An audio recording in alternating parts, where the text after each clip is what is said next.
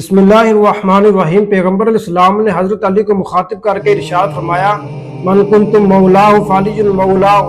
और दूसरी तरफ सिद्दीक़ अकबर को मुखातिब करके फरमाया कि मुरू अबा बकर फलियुसल्लि बिन्नास, के अबू बकर को कहो कि मेरा मुसल्ला सब संभाल ले।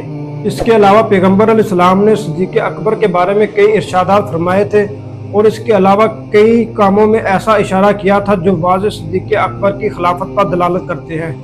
इसके बावजूद 1400 साल से उम्मत के दो गिरोह बने हुए हैं। इन हदीसों को लेकर के एक गिरोह कहता है कि आप अलैहिस्सलाम ने जब फरमाया कि मन कुन्तु मौलाहु फालियुल मौला, इससे आप अलैहिस्सलाम ने हज़रत अली की खिलाफत की तरफ इशारा किया था। इसके अलावा जो दूसरा गिरोह है उनके पास और भी बहुत सारे दलाइल हैं सिद्दीक़ अकबर की खिलाफत पर। जिन लोगों के जहनों में मन कुन्तु मौला वाली हदीस के मुतल्लिक़ इश्कालात हैं, तो इंशाअल्लाह आज मैं दलाइल के अंबार के जरिए दलाइल की बुनियाद पर इंशाअल्लाह अगर किसी ने कान की खिड़कियां और दिल और दिमाग को हाजिर करके सुना, इस गुफ्तगू को, मेरे इस बयान को सुना, तो इंशाअल्लाह इसके बाद उसके वहम में पैदा होने वाले सवाल, उसके जहन में पैदा होने वाले सवालात के इंशाअल्लाह तसल्ली बख्श जवाब मिलेगा आपको।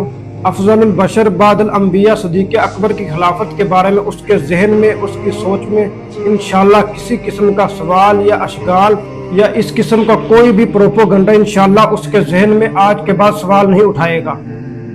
अल्हम्दुलिल्लाह वकफ़ा वस्सलामु अला इबादिल्लज़ीना इस्तफ़ा, अम्मा बाद फ़अऊज़ु बिल्लाहि मिनश शैतानिर रजीम, बिस्मिल्लाहिर्रहमानिर्रहीम। ज़ालिका बिअन्नल्लाह मौलाल्लज़ीना आमनू वअन्नल काफ़िरीना ला मौला लहुम, वक़ाला नबी सल्लल्लाहु अलैहि वसल्लम मन कुन्तु मौलाहु फालियुल मौला। अहले सुन्नत के नज़दीक हुजूर के पहले और बिला फसल खलीफा सैयदना अबू बकर सिद्दीक रज़ियल्लाहु ताला अन्हु हैं। रवाफिज़ हज़रत अली मुर्तज़ा रज़ियल्लाहु ताला अन्हु के बिला फसल होने के कायल हैं। रवाफिज़ के इस्तिदलाल में और दलाइल में एक बहुत बड़ी दलील मन कुन्तु मौला वाली हदीस है। ये मिशकात शरीफ की हदीस है। रवाफिज़ के नज़दीक सैयदना अली मुर्तज़ा रज़ियल्लाहु ताला अन्हु की खलीफा बिला फसल के होने के लिए ये बहुत बड़ी दलील है। लफ्ज़ मौला से रवाफिज़ सैयदना अली मुर्तज़ा रज़ियल्लाहु ताला अन्हु की खिलाफत बिला फसल को साबित करते हैं।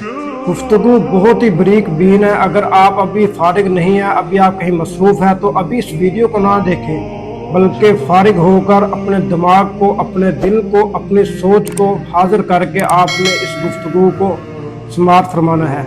हमने सबसे पहले ये देखना है कि लफ्ज़ मौला कुरान मजीद के अंदर भी इस्तेमाल हुआ है और अहादीस मुबारका के अंदर भी। सिर्फ इसी एक हदीस के अंदर नहीं लफ्ज़ मौला इस्तेमाल हुआ, इसके अलावा भी मुतअद्दिद अहादीस मुबारका में भी इस्तेमाल हुआ है और कुरान मजीद में भी मुतअद्दिद जगह लफ्ज़ मौला इस्तेमाल हुआ है। लुगत की किताबों के अंदर भी लफ्ज़ मौला के मुतअद्दिद माने पाए जाते हैं। या लफ्ज़ मौला का माना इन मुतअद्दिद जगहों में किसी जगह पर खलीफा बिला फसल किया गया है।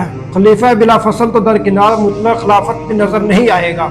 सबसे पहले हम कुरान मजीद को देखते हैं कि उसमें मुतअद्दिद जगह पर लफ्ज़ मौला इस्तेमाल हुआ है।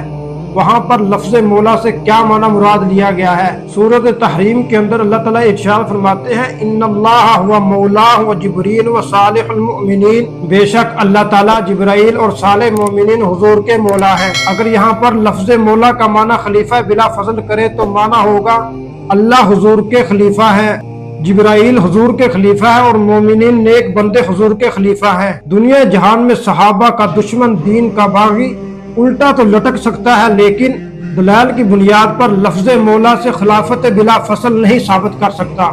इसी तरह अल्लाह ताला सूरत मोहम्मद के अंदर इरशाद फरमाते हैं, अन्नल्लाह मौलाल्लज़ीना आमनू, अल्लाह अहले ईमान का मौला है। तो जालिम क्या अल्लाह ताला को अहले ईमान का खलीफा कहा जाएगा। इसी तरह सूरत बकरा की आखिरी आयत के अल्फाज है, अंता मौलाना फंसुरना अल कौमिल काफिरीन, तो हमारा मौला है, कुफार के खिलाफ हमारी नुसरत फरमा।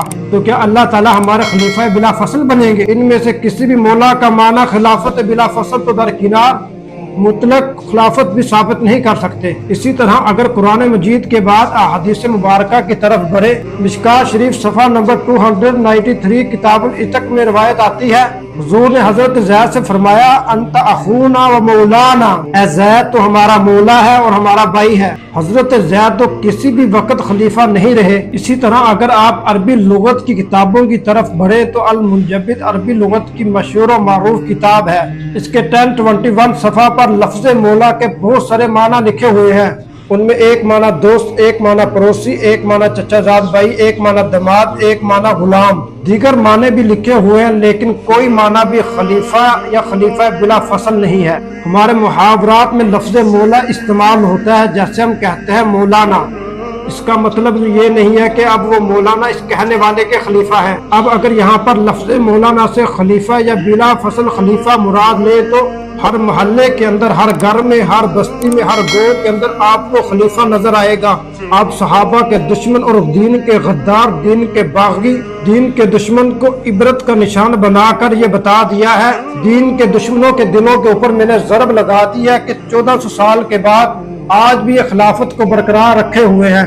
کیونکہ اگر من کنتم مولا والی حدیث سے مراد لفظ مولا کا معنی خلیفہ بلا فصل لیں گے تو آج بھی مولانا جو لفظ ہے اس سے ہمیں وہی معنی مراد لینا پڑے گا۔ اب دیکھنا یہ ہے کہ لفظ مولا کا معنی کیا ہے، اس کے کئی اور مختلف معنی ہیں جو لغت کی کتابوں کے اندر موجود ہے، محفوظ ہیں۔ جو لفظ کئی معنوں میں مشترک ہو اور اس کے کئی معنی ہو تو ایک معنی کا تعین کسی قرینے کی وجہ سے کیا جاتا ہے، کسی دلیل یا کسی علامت کی وجہ سے کیا جاتا ہے، نہ کہ صحابہ کے بغض، نہ کہ دین کی دشمنی، نہ کہ صحابہ کے بغض اور نہ کہ صحابہ کی دشمنی سے کیا جاتا ہے۔ اب یہاں پر جو لفظ مولا ہے اس کا معنی ہم درست کریں گے اور اس کا قرینہ حدیث کے اگلے الفاظ ہیں، اللہم والی من والاہ وعاد من عاداہ۔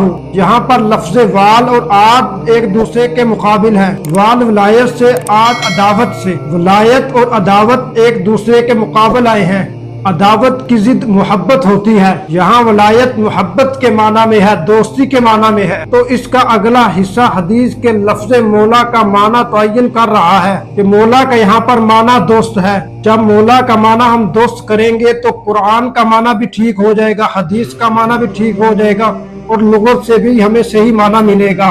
ہمارے محاورات میں جو لفظ مولا استعمال ہوتا ہے یہ بھی اپنے صحیح معنی تک پہنچے گا۔ دنیا جہان کا کوئی بھی مذہبی رہزن ہو یا صحابہ کا دشمن ہو، دین کا باغی ہو، میرے ان دلائل کو دلیل کی بنیاد پر کبھی رد نہیں کر سکے گا۔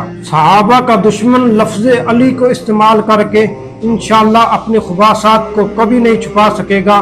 اہل سنت انشاءاللہ ان کا تعاقب کریں گے اور میدان میں ان کو رسوا کریں گے۔ جو کچھ کہا اللہ تعالی ہم سب کو سمجھنے کی اور اس پر عمل کرنے کی توفیق عطا فرمائے اور صحابہ کرام کے دشمنوں کے شر سے اللہ تعالی ہمیں محفوظ فرمائے۔ السلام علیکم۔